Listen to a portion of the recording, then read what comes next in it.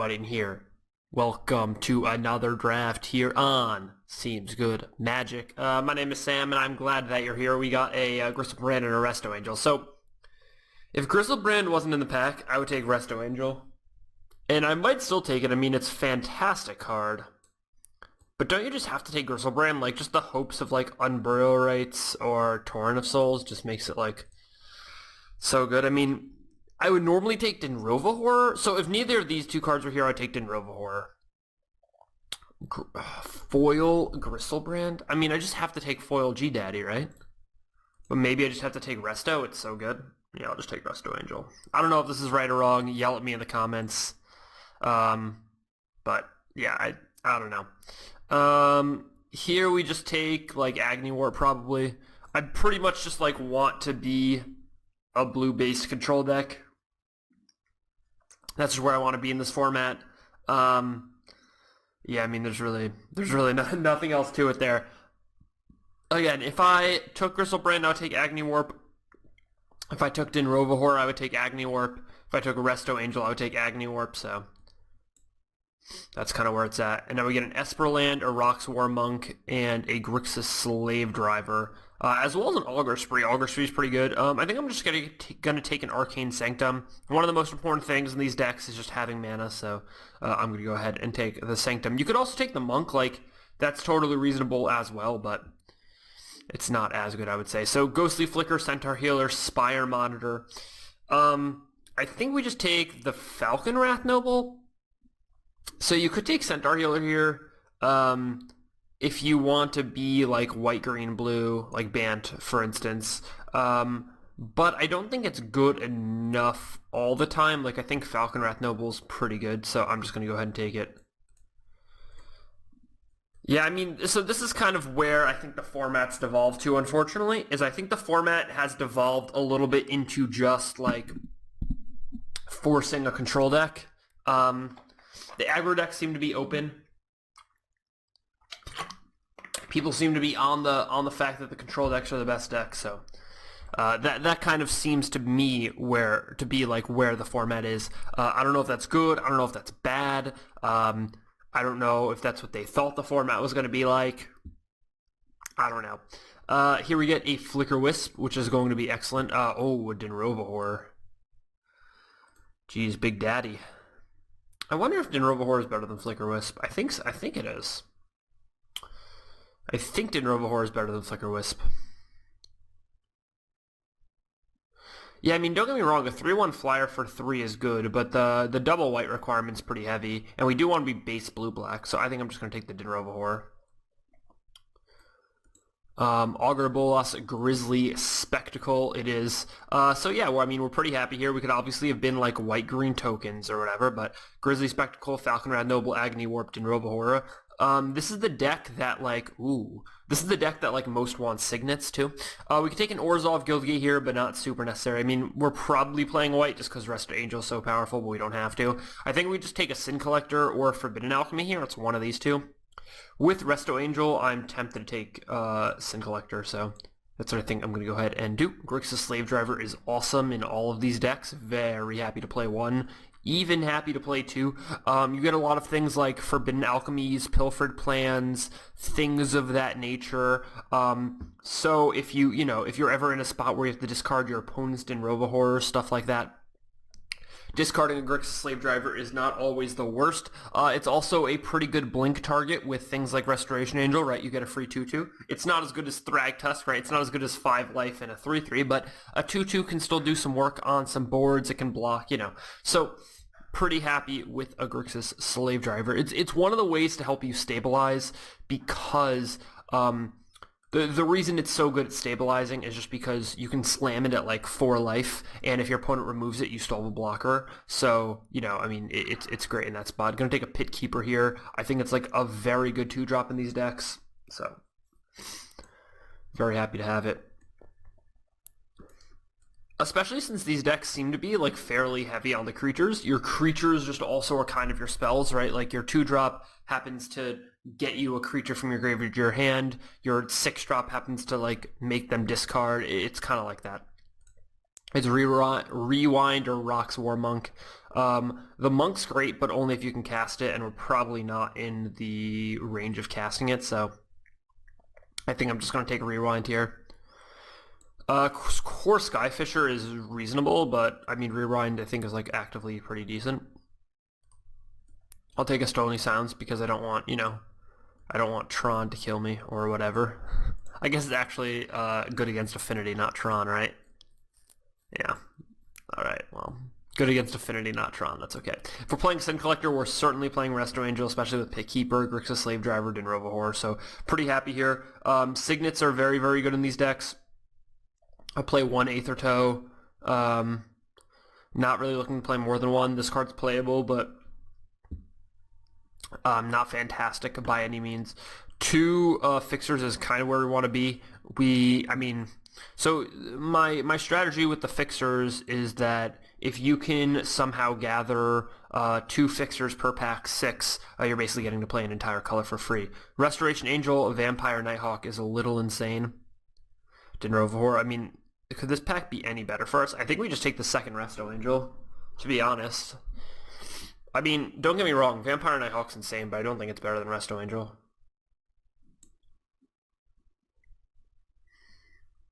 Yeah, that was a pretty insane pack, and now this pack is awful. We could take a Putrefy, but there's no way for us to splash green here. Could take a Deputy of Acquittals. Return target creature card from your graveyard to your hand. Target opponent. Yeah. So this is good with Resto Angel. Put a card in your graveyard.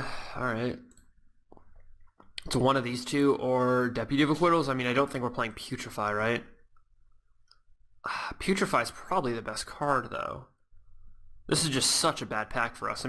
The rare is missing. There's obviously still a foil in the pack in the second Burning Tree Emissary, so it's not like we're getting hosed here. Just someone took the rare, and this is just a bad pack for us. I just don't know whether to take Entomber Exarch or Putrefy or Deputy of Acquittals. I probably just take Putrefy in case we do end up splashing green. It's just so good. Wow, Unburrow Rights, get in the deck. Seagate Oracle's pretty good too, but I think Unburrow Rights is just insane. So that's what I'm going to take here. I've been really impressed by this card. Alright, now we get a Grizzly Spectacle, a Mortician Beetle, an Orzhov Guildgate, a Mystical Teachings. If we're this heavy black and we have enough fixing, which it looks like we're going to, then the Grizzly Spectacles are pretty good. 2 Grizzly Spectacles and an Agony Warp is about where you want to be. We're going to have to fill in the lower part of our curve here, but if we can get like 2 Pit Keepers and a Signet, we're going to be fine. This is a very good start to an Esper control deck, for sure. The 2 Resto Angels do a lot of work here. Tandem Lookout is pretty good. I'm going to take the Azorius Guildgate, though. Yeah, don't get me wrong, Tandem Lookout is good, but I'm going to take the Guildgate. I think it's way more important that we can cast all of our spells here than I would rather have 22 playables and 18 lands that can cast all of our spells than 24 playables and, very, very sketchy spell casting abilities, so. Also, in these sets, because the cards are so innately powerful, right? They're not really printing just like 1/1s for 1 or 2/2s for 2 just for the sake of printing so a lot of the cards in my board, like Rewind, Aether Toe, I can play these even if they're not like the best in my deck. I can still play them. Vanish into Memory is fine, not great. Aether Toe is fine, but we already have one. Forbidden Alchemy, Grizzly Spectacle. We already have a Grizzly Spectacle, so this is Alchemy's time. It's an instant, which plays well with the 2 Spectacles and the Restoration Angel. It puts things in the graveyard for Unburrow Rights and Grixis Slave Driver and Pit Keeper. This card really just does it all in these decks. I think it's very, very, very good. Rewind, is it Guildgate, Night Terrors, Core Hookmaster? This is not fantastic. I don't think Banishing Stroke is great. I don't really want to play it. Ranger of Eos is good, but what 1-drops are we getting? Maybe we wheel that Death Shadow? Core Hookmaster, is pretty good with Restoration Angel. I guess I'll take it. I would really like a Lingering Souls here, by the way. I would really, really, really like a Lingering Souls. I've not played the base black-white deck. I've played the base black-blue deck a lot, of course, but not really the base black-white deck, so I don't really know how this turns out, so to speak. I assume it turns out like similarly to the base black-blue deck. It just, you know. Mystic Genesis is fine, but we're not near it. Dredgecape Zombie is going to be the pick here. It's just another decent 2-drop. The Unearth, like, doesn't matter, but kind of matters, maybe. I mean, so the Unearth thing is weird in this deck. You're not taking advantage of it in any meaningful way, but, you know, it does have, like, some synergy, so to speak. So I'm going to take Grixis Slave Driver over Familiar Jurors here. Would really like a Seagate Oracle, but I think we made the right pick with Grizzly Spectacle over the Seagate Oracle, but would really like a Seagate Oracle. Alright, Grasp of Phantoms, Garul Guildgate. I'm just going to take a Grasp. I mean, 1 is definitely playable. As I said, we're going to have a lot of cards here that are like reasonably playable. We could take a Bone Splinters. I mean, this is a reasonable card in these decks. Or we could just take a Death Shadow. I think Death Shadow is actually pretty good in a lot of these situations. So the problem with Death Shadow is the good thing about Death Shadow. The problem is that you can't play it on turn 1. But sometimes, like, if you can construct your deck in a way where you have, ooh, Gift of Orzhova. Pretty happy with that against the aggro decks. If you're playing against an aggro deck or something, and you're just gonna, you know, and you can, like, side out a 6-drop for a Death Shadow, you know, that's kind of right where you want to be, you know. You want to be not casting your Grixis Slave Driver and instead casting, you know, a 7/7. So it does do some work in those matchups. Alright, very happy with where we are. Wish we had a little more fixing. Would love another Arcane Sanctum. Let's see what we can do here. Core Hook Master, Gift of Orzhova, Youthful Knight. Wow, this pack is just awful. We could take a Golgari Signet, but I don't really like playing a Signet where like one of the colors is just not my color. We're probably playing Core Hook Master at this point, let's be honest. We could take an Aether Mage's Touch. Could just take another Hook Master. I mean, just tapping our opponent's things down and then finishing with our Flyers and Fatties is probably a good idea, so I think I'm just going to take another Hook Master, but not in love with the plan. Also, only 3 blue cards at this point, so that is, like, kind of worth noting. I mean, I don't think we're cutting blue just because our blue is so strong, but only 3 blue cards at this point. I would really like a Lingering Souls or an Obsidat. I have not played with either of those 2 cards yet, and I would love it. Alright, Grizzly Spectacle, Sensor Splicer. It's probably the Splice Father. Considering we have, like, Unburial Rites and 2 Resto Angels, it's probably just the Splice Father. You're not taking another Grizzly Spectacle when this is the removal you have already. You're not taking a Vampire Aristocrat, there's no need to. Augur Bolas only gets 1, 2, 3, 4, 5 cards. That's kind of enough, but, like, I don't want to play blue as a main color, I don't think, so I'm just going to take the Sensor Splicer. Just getting some insane value. Oh, baby. Oh, baby. I'll play as many Dinrova Horrors as you give me. Momentary Blink is kind of good here, right? I have 1, 2, 3, 4. Yeah, Momentary Blink's pretty good, but I think Dinrova Horror is, like, actually just insane. Oh, yes. Orzhov Signet. Exactly what the doctor ordered. A little fixing, a really, really solid 2-drop, so everything that we want here. We could take the Orzhov Guildgate, but the Signet's just better in the situation. Like, yes, your opponent can kill the Signets, but it's so rare that they kill the Signets. You know, it's like, them killing the Signets does not happen often, and the fact that it just helps you ramp is insane. So I think I'm just going to take another Pit Keeper here. Just want another very solid 2-drop. Again, it's good with the Resto Angels, it's good with the Unburial Rites, it blocks all the things we want it to block. Is it a little weak against the red decks that have, like, lots of 1/1 tokens? Of course it is, but it's pretty good against everything else, so. And we can also, like, we have a decent sideboard plan in that situation. We can just, like, side in our Gnawing Zombie and stuff. We can take out some of the Pit Keepers. But, you know, hopefully we just don't run into that. Scalding Tarn is not good in this situation. Urban Evolution is great in these decks, but the, you know, the not casting it is kind of hard. Ogre Jailbreaker might be okay. I mean, we're not playing red, right? So there's no reason just to take Scalding Tarn just because it looks cool. Alright, I'm just going to take an Ogre Jailbreaker and maybe we'll play it. I mean, if we're playing both Dinrova Horrors, then we're obviously playing Agni Warp and Forbidden Alchemy. Ooh, and a soul manipulation here. Could take another Denrovahor, but I don't really need a third because I don't have like that many signets or whatever. So I'm just gonna take a soul manipulation. It's very good. It's very, very good. I mean, a counterspell for 3 is just okay, right? You wouldn't play like Essence Scatter for 3 mana, but you would certainly, you're certainly going to play what is either an Essence Scatter or a Regrowth, but usually both for 3 mana, so it's pretty good. It's not exactly Regrowth, obviously, it's only creatures, but I do very, very much like the card.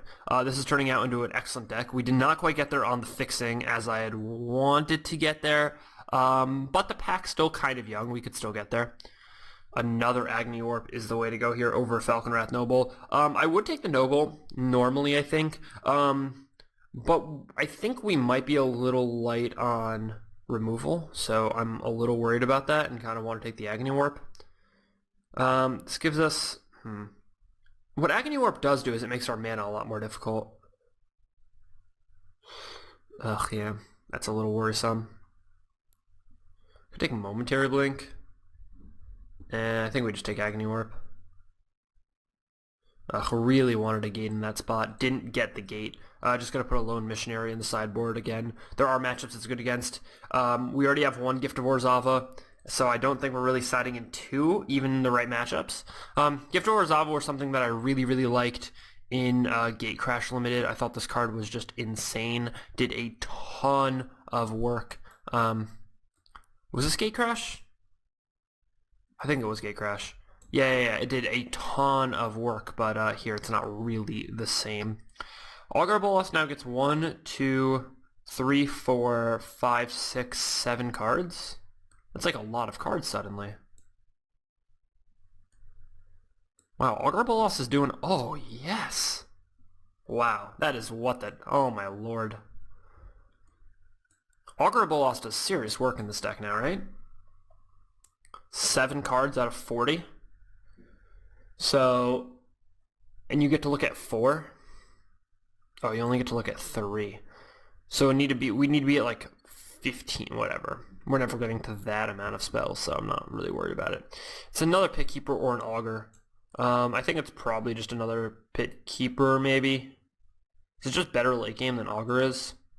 I mean, Augur getting Agony Warp is kind of gross, but Augur whiffing is also like not very good. I actually don't know which one. It's one of these two, obviously. I don't think it's Deputy of Acquittals. It's, I mean, white and blue are both not our main color, so it's going to be too hard not to get both of our main colors. I also don't really want to have blue on turn 2. Like, maybe that's difficult. I guess I just play another Pit Keeper. But, like, 2/1s can only go so far, you know what I mean? Like, it's almost worth just playing a Nong Zombie, so I have a 1/3 hanging around. It also gives me some like cool Burial Rites options if I play the Nong Zombie, but then it's not good with Restoration Angel or, you know, alright. Gotta figure this out here. I think I'm just playing one more card. Probably. I mean, I have like so many, I can get a lot of value. So I think I'm just playing one more card. The question is it Augur or... I think it's just Augur here.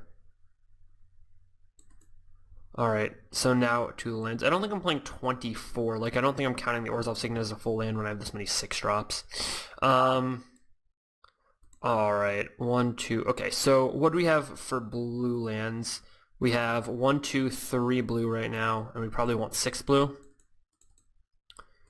And we have 1, 2, 3, 4, 5 white, and we probably want 7 white. And then we have 1, 2, 3 black. 4, 5, 6, 7, 8, 9 black.